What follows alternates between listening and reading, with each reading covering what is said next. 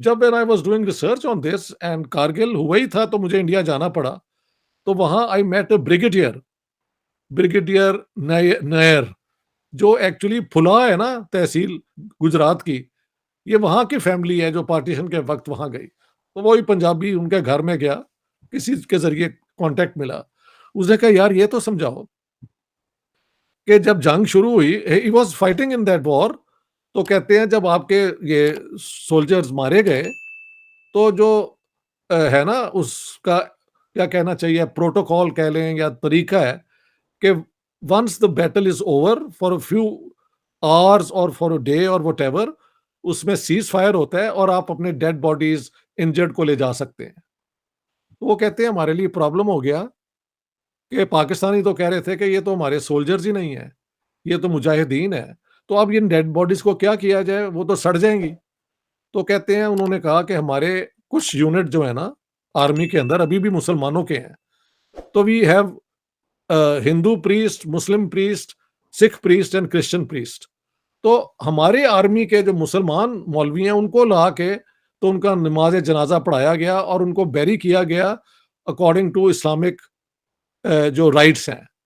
बाद में फिर इन्होंने मान ही लिया कि ये हमारे ही लोग हैं। और आप वीडियो भी देख लेंगे, इंडियन आर्मी मैन जो हैं एक डेड बॉडी पाकिस्तानी सोल्जर की पाकिस्तान के फ्लैग के अंदर वो अनरैप करके तो वापस कर रहे हैं, क्योंकि ये एक दो आर्मीज के अंदर है, जो सोल्जर्स लड़ते हैं या मारे जाते हैं उनका अपना झगड़ा तो पर्सनल कोई नहीं होता, they are fighting for the nation, इसलिए उनको रिस्पेक्ट दी जाती है। अभी भी जैश ए मोहम्मद के जो हैं वो अपना मौलाना मसूद, उन पे कोई एक्शन नहीं ना हुआ। बैन तो है वो तंजीम, लेकिन एक मुझे मेरी आंखों के सामने वो सारा हुआ था। एक जहाज उनका इंडिया से नेपाल की फ्लाइट इन्होंने हाईजैक करके काबुल ले गए थे। और Jaswant Singh was alive then, he was I think India's defence या होम मिनिस्टर, वो वहां पे गए और फिर बाकी लोगों को छुड़ाया। कई लोगों को इन्होंने जहाज में ही मार दिया था। एक नई नई शादी हुई थी लड़के लड़की की और वो बेचारे हनीमून के लिए जा रहे थे, उनको भी इन्होंने मार दिया। तो इस तरह तो नहीं होता कि आप ये टेररिज्म करवाएं या उनके लिए आप सेफ हेवन अपने मुल्क में कायम रखें और आप पे इल्जाम ना लगे। आपके ऊपर जो टेररिज्म हुआ है वो बिल्कुल और ऑर्गेनाइजेशंस हैं, ज्यादातर वो अफगान ऑर्गेनाइजेशंस हैं। आप कह सकते हैं आप बलूचिस्तान की लिबरेशन आर्मी के साथ भी अब इस किस्म का हो रहा है, कुछ फाटा के अंदर फॉर्मर होता रहा है। बट उनका एजेंडा जो पाकिस्तान के लिए है वो बाकी दुनिया में अप्लाई नहीं होता। हमारे जैसे आपने कहा इनको पहले ही आप एक तो इनको आप डिसमेंटल कर देते। तो इमरान खान का ये बयान मैंने नहीं देखा, लेकिन अगर आप कह रहे हैं तो मैं बहुत खुश हूँ को ये उन्होंने बयान दिया है। जी। But as you have noted, it is late in the day, अभी भी कंप्लीटली नहीं ना उन्हें सेटिस्फाई कर सके। मौलाना अजहर जो है, मसूद अजहर या वट इज नेम, वो भी हैं और कुछ और लोग हैं लखवी और ये और वो, who have not been put on trial yet. लेकिन आप देखें इमरान खान वो क्या कहते हैं, शेख रशीद ने खुद ही कह दिया कि देखो जी इन्होंने बता दिया था कि अजमल वो जो है कसाब वो पाकिस्तानी है। ये अभी रिसेंटली हुआ है और ये सारी उम्र कहते रहे हैं कि वो तो पाकिस्तानी नेशनल ही नहीं था। आपके अपने होम मिनिस्टर ने यह कह दिया यार। उस दिन इंडियन मजाक उड़ा रहे थे कि यार एक दिन आपके अपने अपना मिनिस्टर ने ये एडमिट कर दिया। So you see this doesn't work international politics में। बिल्कुल सही कह रहे हैं। तो डॉक्टर साहब ये बताइएगा जो चाइना फैक्टर है उसमें वो क्या था? सुनने में आता है कि चाइनीज़ ने बेसिकली जनरल मुशर्रफ की कॉल्स टैप की और अमेरिकियों को बता दिया कि ये इस तरह का प्लान रखते हैं कारगिल में। तो चाइना भी जो है वो भी तो एक चाहता था कि पाकिस्तान जो है वो कोई एडवेंचरिज़्म ना करे। तो पाकिस्तान जो है बल्कि चाइनीज़ तो ये भी पाकिस्तान को कहते रहे हैं कि इंडिया के साथ ताल्लुकात ठीक करें। तो ये पाकिस्तान चाइना की भी क्यों नहीं सुनता रहा इस मामले में? क्योंकि वैसे तो हम बड़ा उसे कहते हैं हायर देन हिमालयाज़ और डीपर देन पता नहीं की कहते हैं। और बात ये है अपना चीमा साहब, आप तो रहते हैं इस्लामाबाद में, इन सवालों का जवाब मुझसे बेहतर तो आप खुद जानते हैं। नहीं मैंने आप हिस्ट्री से बताया चाइना का बहुत इंपॉर्टेंट है ड्यूरिंग, मैं तो क्योंकि उस जमाने में लिख भी रहा था और किताब भी मेरी गैरजन स्टेट में ये सारी डिटेल्स हैं। और भी एक मैं एक दो किस्से आपको बताऊंगा विच आर क्वाइट अस्टाउंडिंग। वो देखें आप, कि China did support Pakistan on Kargil. तो अब ये आपसे खबर मिली है कि उन्होंने ये टैप कर लिए थे टेलीफोन कॉल और अमेरिका को दे दिया था, which makes it even more interesting कि China did not at all back ये जो पाकिस्तानी एक्शन है। जिस तरह इंडियन हमेशा समझते हैं कि चाइना ही हर कुछ, ऐसे नहीं होता यार। हमारे अपना जो है ना डिसीजन मेकिंग प्रोसेस, वो दुनिया का सबसे कॉम्प्लिकेटेड है। नोबडी नोज के कौन फाइनली डिसाइड करता है कि क्या होगा। So that's the problem. There is क्या कहते हैं यार, एक पूरी एक there is a curtain and nobody knows के behind this who is the real deep state.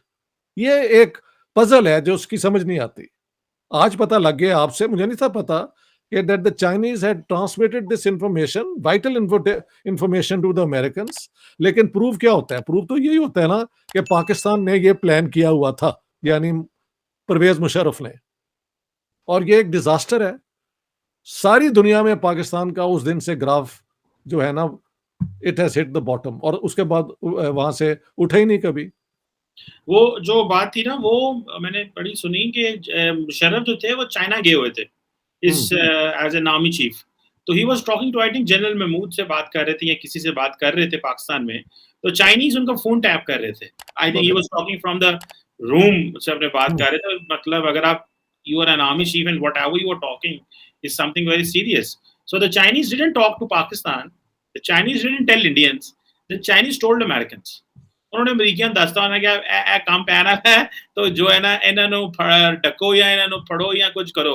So I think the Americans ने भी कुछ नहीं कहा होगा एंड देन वो मुश्किल में ही फंस गए। और गल है कि अमेरिकन्स ਨੂੰ पता सी कि होना की है कि ये सारा तमाशा कर लेन। ਇਹ ਕੋਈ यूक्रेन वाली वॉर तो नहीं है कि उधर रशिया खलोता है ਤੇ उधर सारा यूरोप है।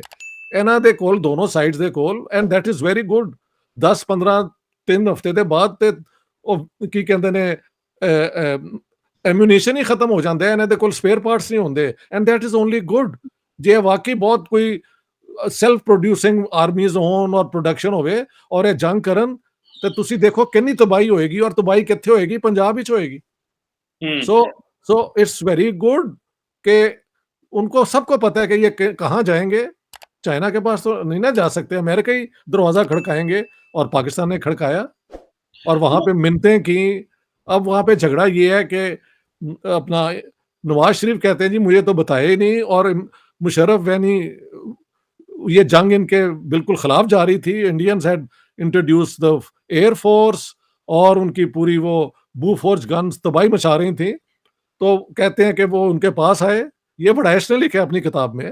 तो इनको जाना पड़ा वहां पे अपना उनसे बेगिंग के लिए कि जी हमारी जंग बंद करवा दें। क्लिंटन के पास जाना पड़ा और उस दिन 4 जुलाई थी, स्पेशली रिक्वेस्ट की और छुट्टी थी अमेरिका में।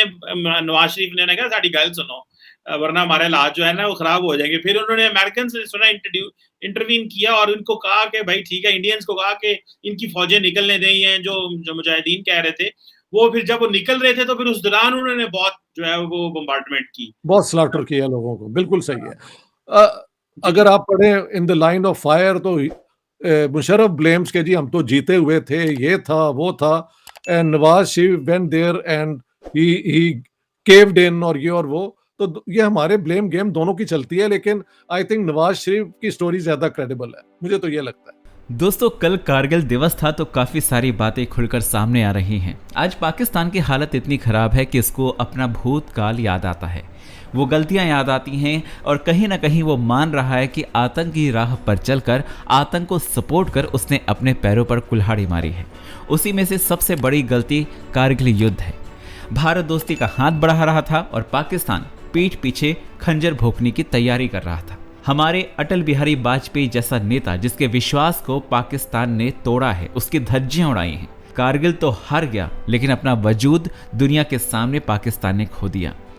भारत में आतंकी भेजकर पाकिस्तान ने हमेशा भारत के धैर्य की परीक्षा ली है। 26/11 का हमला जिसमें पाकिस्तानी जो आए थे उसको पहचानने से मना कर दिया था, लेकिन शेख चिल्ली ने आज हुकूमत की बड़ाई में वो भी एक्सेप्ट कर लिया और सच जुबान तक आ गया। इन्होंने इंडिया को पता बताया कि अजमल कसाब जो है उन्होंने जो फरीदकोट का एड्रेस है वो नवाज शरीफ ने दिया। अगर ये बात गलत साबित हो तो जो चोर की सजा वो मेरी सजा है। IMF की मार पड़ी तो मरा घोषित आतंकी फिर जिंदा होकर जेल चला गया। दुनिया में आप ही बताइए ऐसा कौन सा मुल्क है जो इस तरह की निर्लज्जता दिखाता है। अब कारगिल की बात हो रही है तो एक किस्सा आपको बताता हूँ। ये बात 2 मई 1999 की है।